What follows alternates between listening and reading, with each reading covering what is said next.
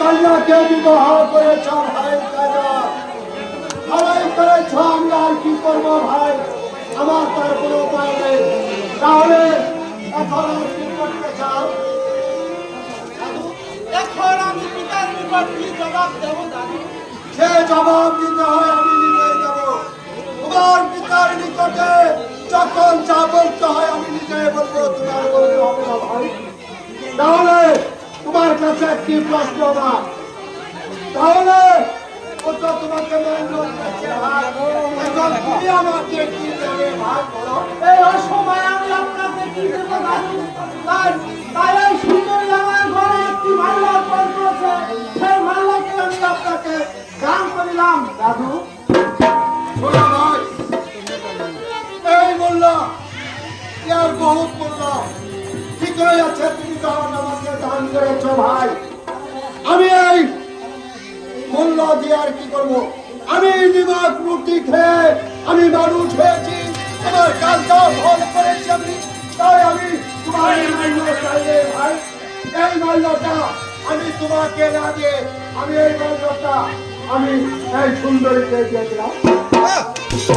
তুমি কিন্তু ভাই আমাকে ভুল বোঝো না ভাই, আমাকে তুমি ভুল বোঝো না। না দাদু, চলুন চলুন এখন আমরা আমার স্বরাজ্যে চলে যাব। ঠিক আছে ভাই, তুমি যখন ওকে পেয়েছ তাহলে আমিও খুশি হয়েছি। দুই দলের সঙ্গে নিয়ে আমি মাঝখানে দাঁড়িয়ে আমি তোমাকে নিয়ে অন্যার মহলে চলে যাবো ভাই।